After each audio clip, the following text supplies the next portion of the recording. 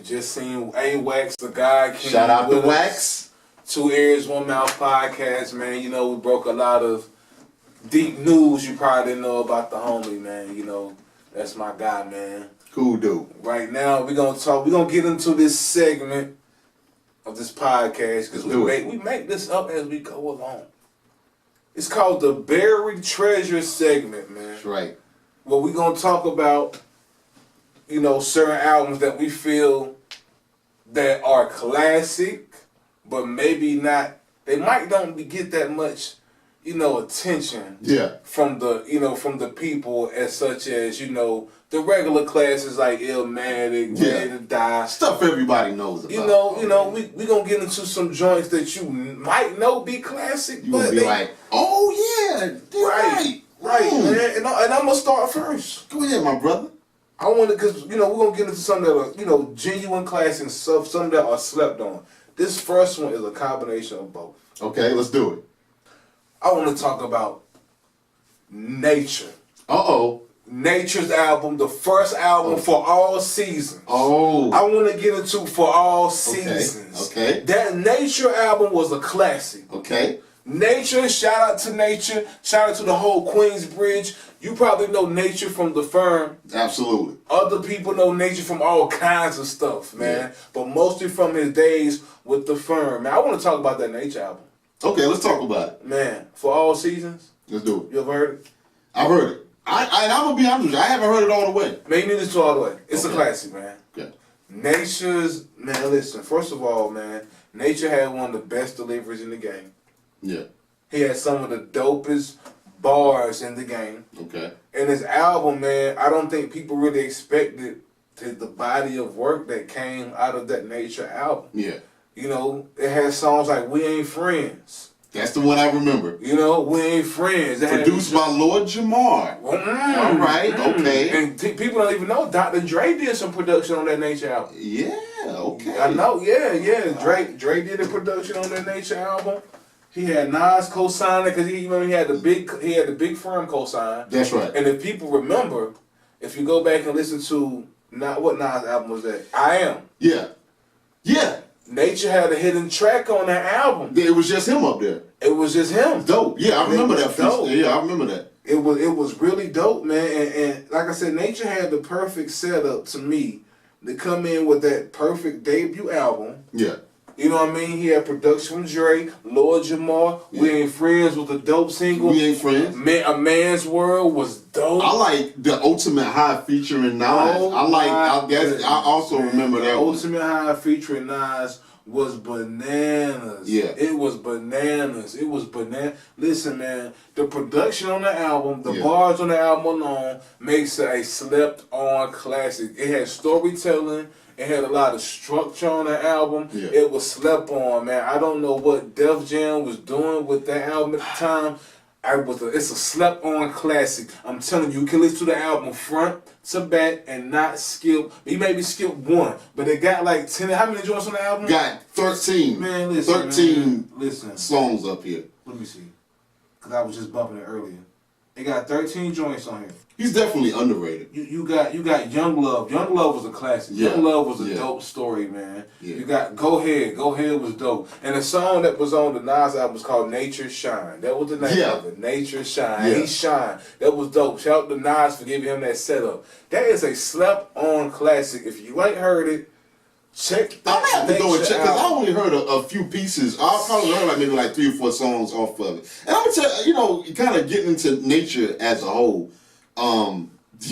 I think that for one, the timing of the album. For one, I do agree with you wholeheartedly that it was Def Jam. He was with Def Jam. He was with Def Jam to release the album. If I'm not mistaken, I don't think they pushed him as hard. I think it was back in the Trackmaster days too. Yeah, Trackmasters in Columbia. So okay, my bad. Columbia according to Wikipedia. Pardon me, Columbia had it. Sorry, Def Jam. That's probably right because Nas was on Columbia for a while. Yeah, and so I think that Nature is almost a victim of affiliation. In other words, when you think of him, you think of Nas. You think of Nas and him and AZ. You think of all these guys in a collective, group, and of course Nas is going to be the front runner. That being said, I still don't think Columbia did him any favors. Granted, 2000, you had a plethora of top-notch commercial albums going. I mean, you think about, Jay-Z, Pac. I mean, you could go on and on. I mean, it was something, and one thing that you may or may not remember, turning the millennium, everybody had a strong push to come out with an album either on or before the year 2000. It was if you really go back to 99, they did. If you go back to between 99 and 2000, they did. A lot of people wanted to either release the last album of the 90s or be one of the first releases of the. It was a push. Matter of fact, if you pay attention to Def Jam, their logo at that time was Def Jam 2000. If you go back and look, that label, that the artwork at that time for Def Jam was Def Jam 2000. I didn't even know that. For whatever reason, it was a killer push, and I think that there was just so much of a plethora of albums that came out. Which, I mean, because I was super still into hip hop during that time. I mean, it wasn't none of that hip hop is dead. You didn't get a lot of that hip hop is dead vibe until about 05, 06. 2000 was still the early 2000s is slept on because it's grouped in there with the second half of the 2000s. The early 2000s, because you still had a lot of prominent MCs from the 90s who doing anything. Facts, though. So, Facts. I think improper timing, being behind or at least alongside one of the best rappers in the world, that had a whole lot to do. I think that probably had a lot to do with the push. And also, man, you gotta remember, a lot of people know this, but I don't think they really remember. The original firm was Nas, AZ, Foxy, and Cormega. That's right. That's right. You're exactly right. Cormega came home, I think the story is that, and I could be wrong, but after Cormega came home, I think he learned that he was out of the firm for whatever reason. This is based on a song I've heard from Cormega. Okay. And he was kicked out. I ain't gonna say he was kicked out the firm. I don't know, but Nature kind of replaced him. Because when they dropped the Firm album, of course, you didn't hear any Cormega. No. Nature was on there. So I don't know if it's probably a combination of that, and he got lost in the shuffle problem. In that shuffle, because and to me, and this is just me looking from an artist standpoint. I feel like Nas could have matter of fact, I can't even blame Nas. Gave him a perfect setup. He gave him a perfect setup. Yeah. I don't know if the work ethic, if Nature wasn't there or whatever, but that's a classic album, man. I can tell he worked his ass off on the album, and it was highly anticipated because I was a Nature fan. Yeah, it was highly anticipated, and it didn't disappoint. Well, and the thing too is like when you hear Nature spit, it ain't like he can't spit. It ain't like he was just mid tier. I mean, right. But I think also that I don't think that he had the features that he should have in order for that proper setup. I think he had some, but you could kind of tell. I mean, they do the same thing now. They've been doing it since the beginning of time with rap music or any genre of music, right. Where if this the next best thing or the hot new thing, I mean, they're going to be on, at least a couple of features a year. Right. And with Nature, at least on songs that was charting, you ain't really see a lot of that. And it's a shame. No, he wasn't. Right, he wasn't a charting type of artist. Right, that's right. He wasn't a charting type of artist. He was, more of a. You might have a feature from Nature on somebody's album, mixtape, or some street stuff. He wasn't a charting type of artist. Yeah. And again, that's due to his affiliation with, Nas and Nature and Foxy, who were charting. Nas, AZ, and Foxy, who were kind of charting and more popular artists than Nature was at the time, But regardless, all that blends in to make that album even more classic. Yeah, you understand what I'm saying? Like that's why the cult following that's why it's a buried treasure, man. That is a buried treasure because people really don't know how fire that album was, and the fact that he did it and didn't even have that star power. Yeah, I love it. Shout out to Nature on your buried treasure album that I'm having this week for mine. All right. I mean, for Nature Shines, go get, not my bad. For All Seasons, go get it. I love that Nature Shine song. It's bananas. All right. My buried treasure. What you got? I'm gonna hit you with this one. AZ.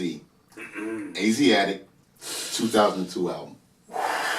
That's one of the most slept on albums to me in rap history. Oh my God. And I got a couple of theories as to why that may be the case. Let me pull up the track list in here. My God, you got a few things going on with this album. You got a couple of things going on with this album. It really was. And you know, here what was crazy about it. When I was in college, I was dead broke in college, okay? So, you know, I don't know what the statute of limitation is on downloading illegal music. But anyway, people knew me as the guy who had a computer. And back when we had dial-up internet, I would just, before I go to bed, I would just start downloading. Shout out to AOL. Allegedly. Shout out to AOL, man. Allegedly, just download albums, and when I wake up in the morning, it was done, and I used to sell them. Yeah, I used to be a bootlegger, allegedly.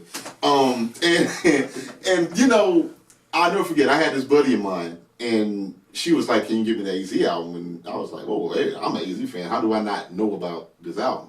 And so I downloaded it, and I listened to it, and I'm like, "Whoa, this album is crazy." Yes, it was fire. This album is crazy. Some of my favorite songs off of it. Wanna Be There. Fan Mail? Yep.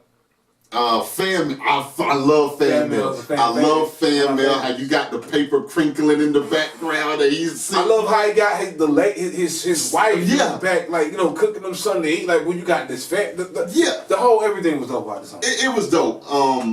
Another one, my favorite one off of is The Essence featuring Nas. The whole back and forth thing that they go back and forth with is nothing new. It's dope. Two of the best ever do. Yeah, I mean, that album is incredible. Can we get a Nas and AZ album before we die? You talking about a collaboration album I'll kill for. Can we get that? Can we get the Nas album produced by DJ Premier that y'all talked about like 15 years ago? Can we actually get that? It still ain't got that Nas AZ. And I hate when they get my mouth all watered and it's like 15 years later, nothing. Y'all are killing us. But that was a slept on album, and some of my theories are this. You got to remember, this album, according to Wikipedia, was released on June the 11th back in 2002.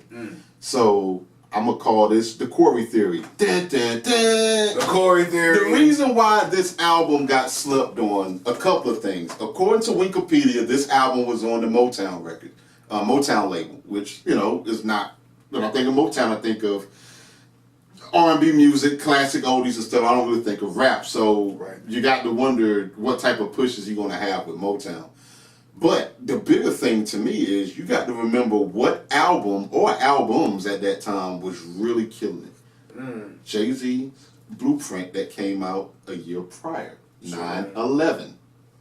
Okay. That was roughly around the September 11th attacks. Oh, right at the September 11th. So this was that when the Blueprint from Jay-Z came, I mean, that's really all you heard. That's all that was really getting pushed. This album came out a little under a year now. The singles that Jay-Z had, I mean, that's enough to keep him rocking. I mean, the Jay-Z Blueprint album is such a classic, and that's kind of like, I think it's a cautionary tale of watch when you release your stuff. Of course. Because I think he's a victim of that. And this album, to me, never got the light of day that it deserved. Also, another deal, too, when you think of AZ, who else do you think of? You think of Nas. So, you know, you got a lot of things that is frustrating because, once again, the politics of music, the release day, it's like people, attention spans could only stomach a handful of artists, if that, at one time, let alone artists in the same genre of music. This album is my buried treasure. It should have. I don't know what the numbers did. I don't really care what the number. I'm not a numbers guy. Right, me either. But what I go off of, especially at that time back in college, you go off the chatter, and it's like nobody's talking about it. And the thing is, I didn't know about it. I stumbled across of it. Unbelievable. That's my buried treasure. But you know what though, with that album, people were talking about it. Okay. if you knew hip hop. Yeah. It was big in hip hop circles. Yeah. Man, that Asiatic was in hip hop circles, man, because everybody was talking about the "I'm Back" single. Yeah. That single, if you heard Fire. that, Yeah. you was bopping to that, and you respected AZ for his previous work. No question. And see, and I'm jealous because see, when I respect albums, it almost makes me feel special, and you too when you think of an album that has a cult following. It's like, everybody don't know about this. But see, I'm jealous. I want everybody. If it's good, everybody need to know about it. Me too. That's how I am. You know, and it hurts me when they don't. Yeah. And I feel like that's how I feel about. I feel like I'm one of those artists. Yeah. That it's a cult file. Like, man, if you want it, yeah, like, yo, man, you got that too. It's like you see somebody that know about it, like, yeah, okay, yeah. And then you want everybody else like, yo, man, the world needs to hear this, because that's solely how I feel. Like, man, the world needs to get a whiff of what I'm cooking. Yeah, so you feel me? But that is definitely a buried treasure album. It is man. a buried It has treasure. so many jams, Love that, from man. Fan Mail to The Essence, man. I mean, even he has some of the dopest intros I've ever heard. He did, but like I said, one of my favorites off of that, The Essence and Fan. I love what he did with Fan Mail. Fan Mail was fantastic, man. So that was dope there. So. That was dope. So, class, you want to get into the classics, or I want to talk. Yeah. What you want to talk? I want to talk about a classic, but it's a classic that don't get mentioned. Okay. It's one of those that has like cult following. Okay. Mm-hmm. Let's see if I'm part of the cult. And it's crazy because I just mentioned. I was just talking about. I gotta go with Omega, man. Okay. I gotta go with Omega on this album, man. Okay. The realness. Let me pull this one up. 2001. Oh, 2001. That's special. It was around. Year. And that's what I'm that saying. Special it's year. crazy that you even brought that up, because I'm like, man, it's like, is he reading my mind right now? I was just really. Oh my goodness, that's crazy. It's a lot of lost albums during that year. Yeah, man. Hey, man, The Realness. That is my classic album this week, man. The Realness. Yeah. It is slept on. You feel me? I don't feel like it's slept on, but it has that cult following. Yeah. That you have to know about Komega. Once again, Komega was part of the firm. Yeah. And his debut album is definitely a classic. It can be listened to from front to back. Bars, real shit bars. I mean, the production on that album. Yeah. And the content on that album was special. Shout out to Prodigy on the feature. Shout out to Alchemist for whipping up some beats. Yep, I'm seeing that here. Man, the production was crazy. Shout out to Komega. Shout out to Havoc on the album. Yeah. Man, listen, if you never heard the Komega True Meaning album, go get it. It's 16 years old at this point, and it only get better with time. Oh my goodness. Shout out to Komega. Yes, and one of my favorites. Let me do the let me do that again. So we already did a 2001 theory on that. Okay. Now, if I'm not mistaken, Omega and Nas, they had a falling out. Yeah. How much of that maybe you think played into, because fans, even on one of them, sometimes fans can have a sheep-like mentality. We talked about this in the last podcast. The whole 50 versus Ja rule. It's like, okay, if I don't like them, I'm going to make all these people not like them. It's like, dude, you can like both of them. Right. How much do you think the whole him and Nas falling out or whatnot maybe had to do with him not really get, because he's another one. I mean, he's definitely I consider an unsung hero in hip hop music. Absolutely, man. Well, if you're talking about just straight up hip hop bars and stuff like that, like he has it. He had it. Yes, he still does. Yeah, he had what it take. I mean, he had the bars, he had the persona, dope delivery. His production selection was nice. He was very marketable. I definitely think that the Nas situation probably hurt him a little bit. Yeah. Just coming off of that, and just because it's kind of like when you're not on that level of a Jay-Z, so to speak, it's hard to challenge someone like Nas. Yeah. You can be dope, but you have to have the right platform to come to Nas, and I don't think he had it. Yeah. And I'm not saying that lyrically he couldn't have stood up there with him. Yeah. But in the public eye, Yeah. You know, people like, okay, who's that? Oh, that's Cormega, who's that? But people like, oh, Nas, okay, yeah, I'm with Nas. Right. So Nas, sometimes an artist has that popularity thing going for them, and that definitely can help them and hurt you. And you know the thing too is that like even though I know they won't, I mean they won't technically like ever a group per se. I mean I know the firm, but I know that was more like a superstar gathering per se. But like if you think of anybody, like you look at the Flip Mode Squad, you can look at Murder Inc. G-Unit is a little bit of a different exemption to the rule, but a lot of times Disturbing the Peace is another good example where you have the star artists in each respective crew, and it's like you may have a dude that sounds just as dope as that person, but it's like, oh, well, that's like, you know, I-20, or that's Luda's Boy, you know what I'm saying, or you know, or Tom Murder, you know, oh, that's Ja Rule's guy, you know, or whatever. G-Unit was one of the few, G-Unit, Rough Riders, Rockefeller is another. Those are some of the rare instances where, no, I'm not Jay-Z, but I'm Beanie Siegel. Facts. I'm Memphis Bleak. Yeah. You know what I'm saying? I'm young. You know, that where each artist had it. And, you know, but a lot of times that's not the case. It's and not that's the tough. case. It's you tough. You get not necessarily outshined directly, but it's like, yo, you so close to the sun, nobody else. And that's hard. And you know, that's the tough part about joining a group like that. And it's because one could argue if you do everything on your own, you might not even get your shit out there to begin with. That's hard. That's tough. If this guy, if I got my boy who's a multi-platinum artist, say, hey man, dude, I got my own record label, man, come join me. Right. Now, if it's between doing that or a 9 to 5, right, I'm out. I'm rolling with my boy. You're right. And I mean, it's Memphis Bleak is a perfect example. He one hit away. He's been one hit away for the past 15 years. But and no diss to Bleak. No diss to Bleak. It's hard because Bleak. I love Bleak. I love Shout out to Memphis Bleak. I love Bleak. Matter of fact, Memphis Bleak, he got a pair of raspberry jeans. So shout out to Key for making that happen. Shout out to man, shout out. So it ain't no knock to Bleak. Bleak's my guy, but it's that whole correlation of standards so close to greatness. Matter of fact, man, no shout out to Key, man. Where my jeans at? Can I get a pair? No shout out to Key, man. I'm tired of shouting you out, man. Can I get a pair? I'm on these stages too. Can I get a pair from cross promotion? Oh man, can I get hooked up? Come on, man, cut me a pair. I'm gonna take some pair from here. I'm gonna take some pair from the shop. How about that? And then I'm gonna give you some promotion at the show. There you go.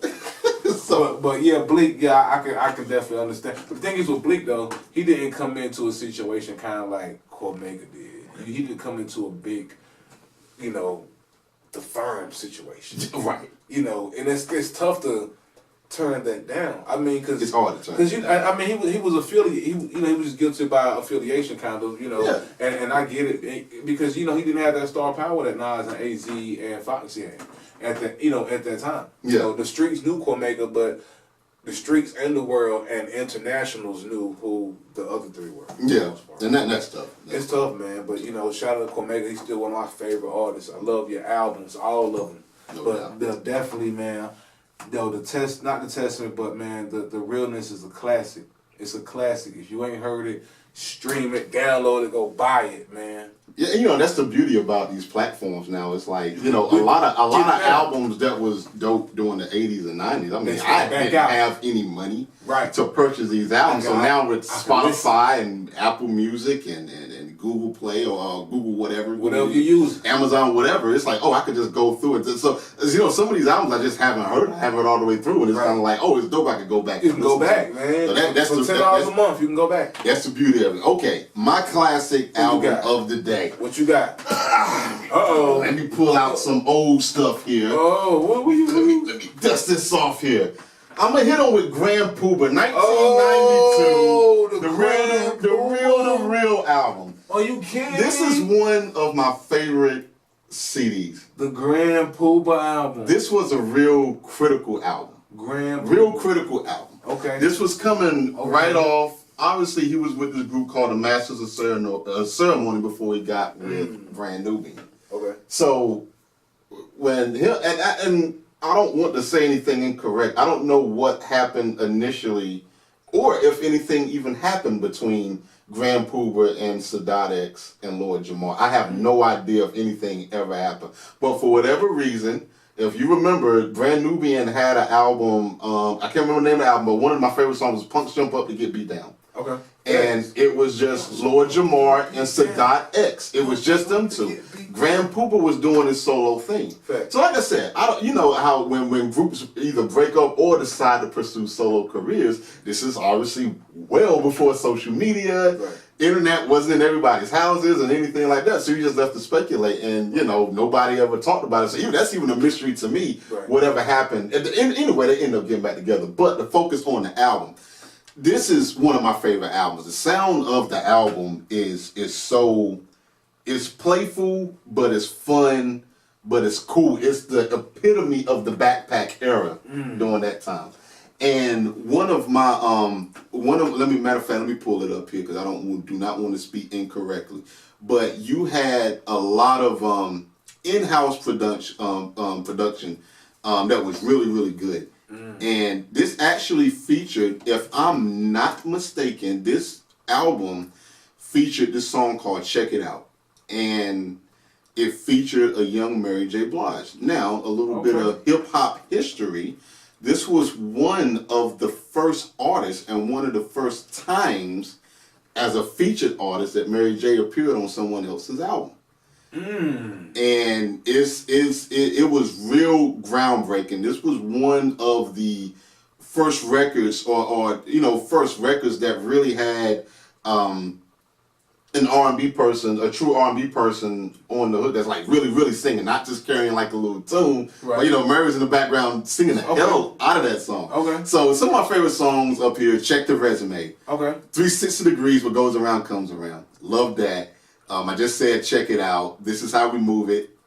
Big Kids Don't Play. Lick Shot was my joint. Lick Shot was fantastic. Lick Shot was my joint. Soul Controller was a little bit different, but I like that one.